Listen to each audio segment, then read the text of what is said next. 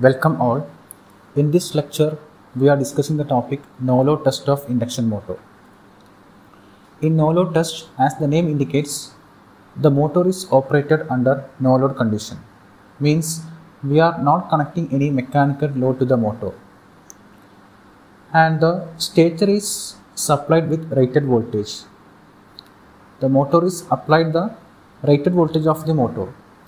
In connection diagram, we are connecting the three-phase induction motor from a three-phase supply with rated voltage. We are connecting a voltmeter and an ammeter now to measure the voltage and current taken by the motor. Also, we are connecting two wattmeters in order to measure the power taken by the motor by two wattmeter method. So in this no-load test, we are not connecting any mechanical load. So the current taken by the motor will be the no-load current. And also, since there is no load, the whole power taken by the motor is to meet the loss, mainly the core loss. So if you are considering the equivalent circuit of an induction motor, the R1 and X1 are the resistance and reactance of the stator winding respectively, and R2 dash and X2 dash are the rotor resistance and reactance respectively. Ri represents the iron loss component and Xm is the magnetizing component. And this RL dash is the electrical equivalent of mechanical load. Means RL dash represents the mechanical load. If mechanical load is varied, S is varied, slip is varied, and RL dash is varied. In case of no load test, we told that we are not connecting any load. Means load is 0. Okay, so there is no load here. Means there will be an open circuit here. There is open circuit here, and this I2 dash is 0. Okay, so we can say that I2 dash is 0 and RL dash is infinite. Open circuit means it is infinite.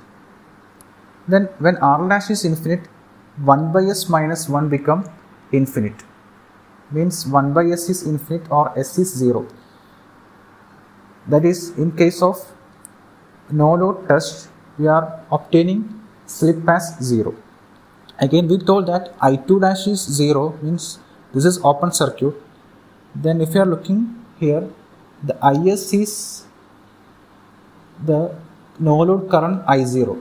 IS is equal to I0, I0. No load current only. So the current taken by the motor is only the no load current. Again, I0 is very small. Consider the rated current. Rated current of the motor. Considering the rated current of the motor, I0 is very small.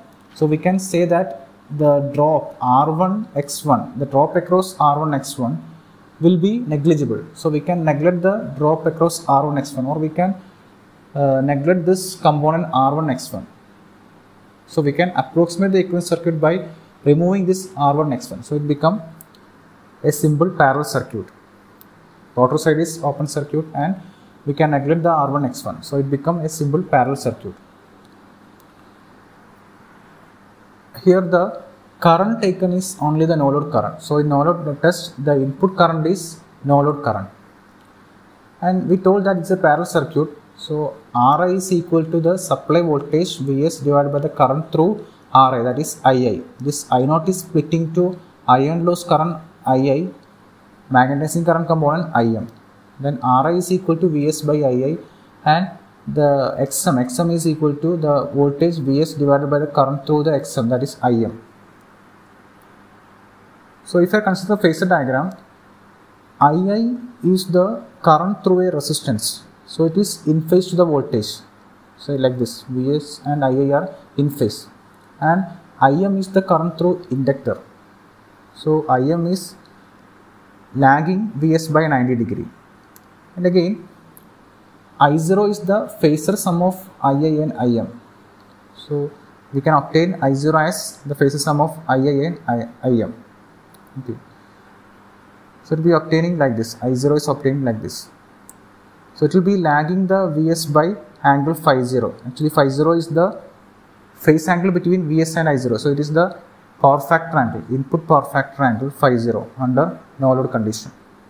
So from this phasor diagram, we can obtain II and Im in terms of I0 by considering this triangle. Cos phi 0 is equal to this side II by I0. So II is equal to I0 cos phi 0. Again, from this triangle, sin phi 0 is equal to this side Im divided by I0. This side is equal to Im, so this side by I0. So Im by I0, or Im is equal to I0 sin phi 0. So we can obtain IIN and Im from the in terms of I0 and cos phi 0. So substituting II and Im here, we can obtain Ri is equal to Vs by I0 cos phi 0, Xm equal to Vs by I0 sin phi 0. And we told that in no load test there is no load, no mechanical load. So the power taken by the motor is only for meeting the losses, that is iron loss and magnetizing the core. So it is the power taken is actually the core loss. Okay, so here it is, the current is the no load current, and this current is driven not to meet the core loss. So the input power is only for meeting the core loss, and it should be noted that the core loss is the constant loss. Okay, core loss is a constant loss because it is only depending upon the frequency of the supply. It is not changing with the load. Okay, so it is called a constant loss. So we can obtain the constant loss from the no load test. Okay, so this is the input power is only the core loss. And again, it should be noted that this Vs, so this actually the equivalent circuit is drawn for one phase. Okay, so this Vs and Is will be per phase quantities. Okay, so the phase voltage and this is the phase current. The phase current is obviously no load current, so it is the phase current and phase voltage. So this is actually the connection diagram of no load test, and this voltmeter reading is V and ammeter reading is I. Okay, so this is actually line voltage and this is the line current. Okay, so in order to get the phase voltage Vs I0, we have to consider the connection of motor. If it is star connected, Vs is equal to the line voltage by root 3, and the I0, the phase current, is line current. If it is delta connected, Vs is V and I0 is I by root 3.